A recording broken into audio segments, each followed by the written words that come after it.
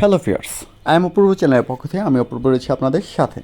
ভারতীয় ভিসা সংক্রান্ত নতুন একটি ব্লগে আপনাদেরকে স্বাগতম। আজকে আমরা এই ব্লগ ভিডিওতে জানবো ভারতীয় ভিসার বর্তমান সর্বশেষ অবস্থা, মানে ভারতীয় ভিসার বর্তমানে কী আপডেট রয়েছে, কবে থেকে কি চালু হচ্ছে বা চলতি যে ভিসাগুলো আছে সেগুলো কীভাবে পাওয়া যাচ্ছে বা আর একটু স্মুথ হবে কিনা এইসব বিষয় নিয়ে কথা বলবো।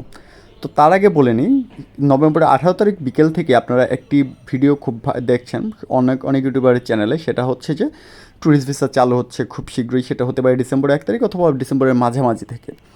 তো এই সব কিছুই কিন্তু অনুমান নির্ভর, মানে আমরা ধারণা করছি এখান থেকে।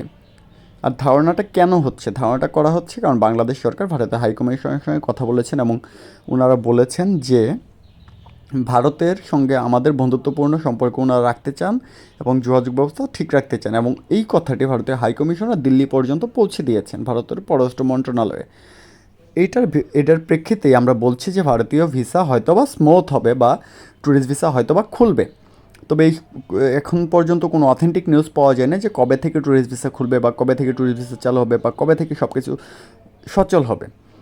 কিন্তু এটা পুরোটাই অনুমান নির্ভর, তবে এরকমটা হতে পারে, সেটা খুব শীঘ্রই হতে পারে। তবে যেটা হচ্ছে যে মেডিকেল ভিসা যেটা চলমান আছে সেটাও কিন্তু খুব একটা স্মুথ নয়, তবে মেডিকেল ভিসাটা খুব তাড়াতাড়ি স্মুথ হয়ে যাওয়ার সম্ভাবনা রয়েছে। সেটা হতে পারে এই নভেম্বর মাসে বা খুব বেশি হলে ডিসেম্বরের ফার্স্ট উইক মেডিকেল ভিসা সম্পূর্ণরূপে স্মুথ হবে।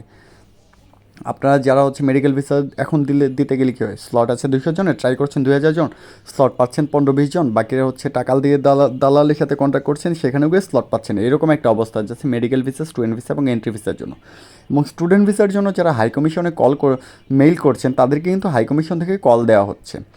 যদি মনে হয় যে তারা ইন্টারভিউ নেবে তাহলে ইন্টারভিউ নিচ্ছে, আর যদি মনে হয় যে না তারা হচ্ছে যে আপনার পেপার জমা নেবে তাহলে পেপার জমা নেয়।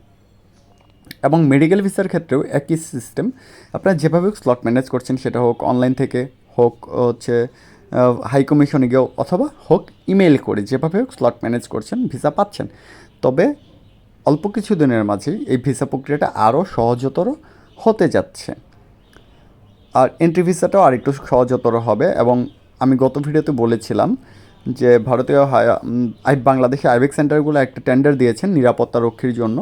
তো এই টেন্ডারের নিরাপত্তা রক্ষী যখন ওনারা পাবেন তখন হচ্ছে বাকি আইবেক সেন্টারগুলো খুলে দেবে, আর যখন বাকি আইবেক সেন্টারগুলো খুলে দিবে তখন হচ্ছে ভিসা প্রক্রিয়াটা আরও স্মুথ হয়ে যাবে, যে সকল ভিসা খোলা থাকবে।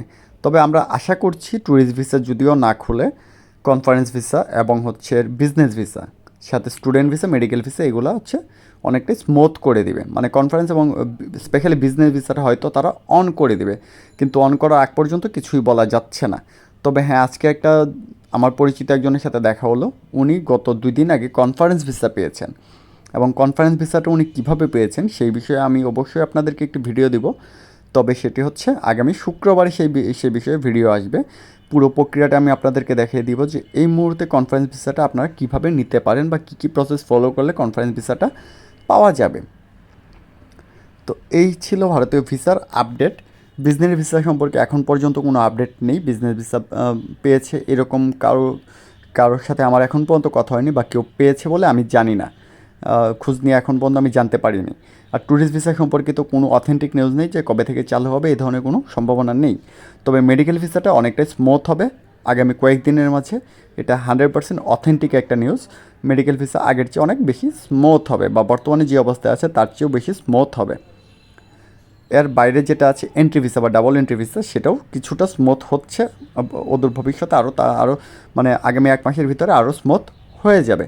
তো এই ছিল ভারতীয় ভিসা সম্পর্কিত আমার কাছে আপডেট। পরবর্তী আপডেট পেলে আমি অবশ্যই আপনাদেরকে জানিয়ে দেবো। সেই পর্যন্ত ভালো থাকুন, সুস্থ থাকুন, দেখা হচ্ছে নতুন ভিডিওতে। ধন্যবাদ।